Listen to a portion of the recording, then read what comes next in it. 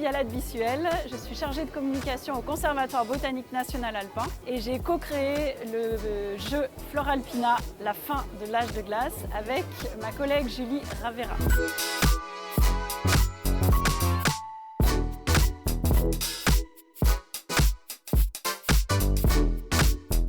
Il y a une configuration d'équipe. Est-ce que vous l'avez imaginé pour une équipe de combien de personnes à peu près avec qui on peut venir jouer à ce jeu? Alors, c'est un jeu qui est coopératif, donc c'est forcément en équipe. Il se joue à partir de 3 personnes, à partir de 7 ans. Il a été conçu pour être joué en fonction du nombre de personnes et du temps disponible. Donc, il y a 2 scénarios, version courte. Et le recto du plateau permet d'avoir des versions beaucoup plus longues, jusqu'à 1h30 de jeu.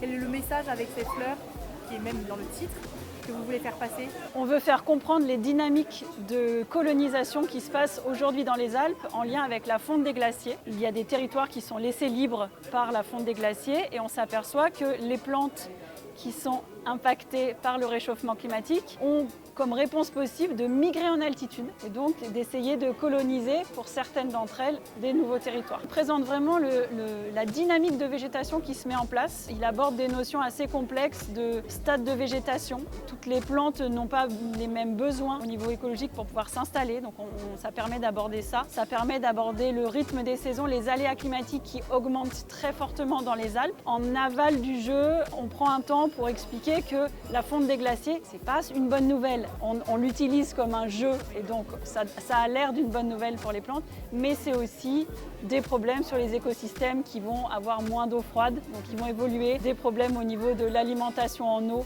des populations alpines, des problèmes de déstabilisation de la montagne, etc.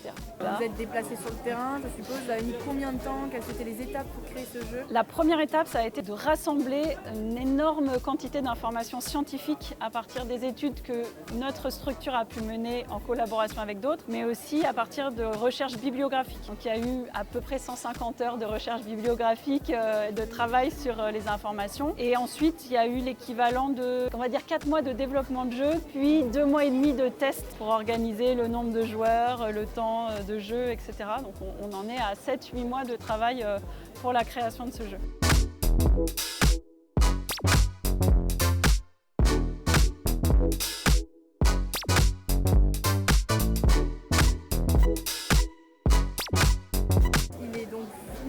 En développement? Alors c'est un prototype en termes de matériel. Par contre le concept du jeu, la dynamique du jeu, les objectifs, etc. ça c'est fini. Là à la Fête de la Science, c'est la première fois qu'on fait jouer des publics différents. Ça va dépendre aussi des réactions qui pour l'instant sont hyper positives et des financements qu'on peut trouver. À minima, on va le développer pour le mettre à disposition des scolaires, donc collège, lycée, et en fonction des possibilités, des recherches de financement, peut-être qu'on pourrait l'éditer, oui, ce serait chouette.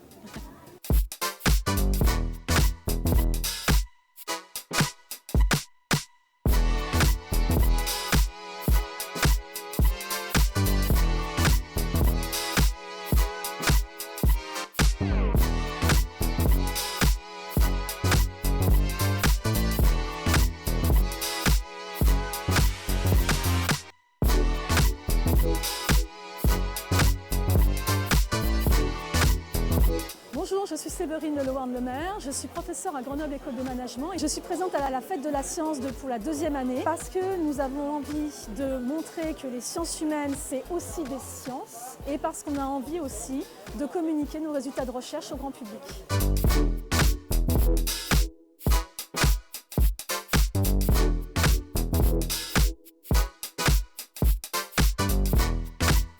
Je suis titulaire d'une chaire qui s'appelle Femmes et renouveau économique, qui est composée d'une trentaine de chercheurs qui travaillent exclusivement sur l'entrepreneuriat des femmes et la place de la femme dans le monde économique, ceci dans 8 pays du monde.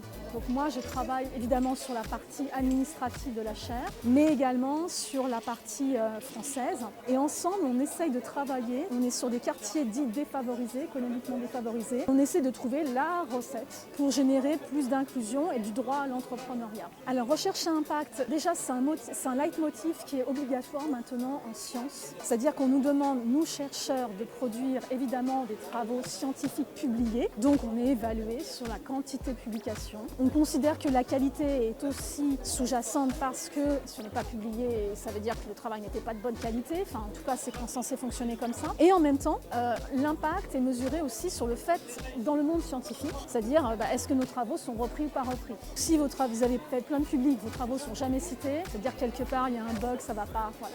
Donc ça, c'est cette dimension d'impact. Après, il y a une autre dimension d'impact que j'ai plus traitée dans la conférence, qui a un impact pour la société en général. Il faut que notre recherche puisse générer quelque chose. Alors moi, je l'ai interprété pour ma chaire de la manière suivante.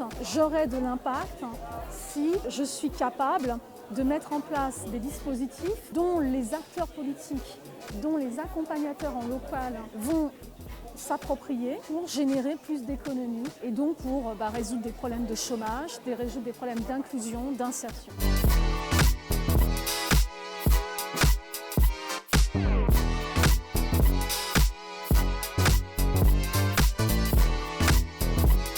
Alors ouais, l'idée de jeu, elle est venue de manière basique. Elle est venue parce que j'allais enseigner et accompagner des femmes entrepreneurs parce que pour mieux comprendre le problème, j'ai besoin quand même de rencontrer des femmes entrepreneurs. Et j'accompagne des femmes dans les quartiers dits défavorisés. Il fallait leur expliquer pourquoi, qu'est-ce qu'elles ont à gagner. La plupart du temps, les filles, elles créent seules. Donc on a créé des cartes où on dit, voilà, cette entreprise, pour que ça puisse fonctionner, il faut avoir des cartes de différentes ressources. Donc des ressources chiffre d'affaires, ça va sans dire, l'actif, la notoriété, l'expertise, l'organisation. À côté, pour avoir ces ressources-là, tu veux créer toute seule. Ok, c'est ton droit, il n'y a pas de souci. Mais sache que ça va peut-être être un peu compliqué. Tu vas l'expérimenter. Je vais te montrer que tu vois, à chaque tour, tu vas jouer avec une carte. Tu vas tirer au hasard soit le conjoint, soit l'investisseur, soit le client fidèle, le vendeur, le banquier, etc.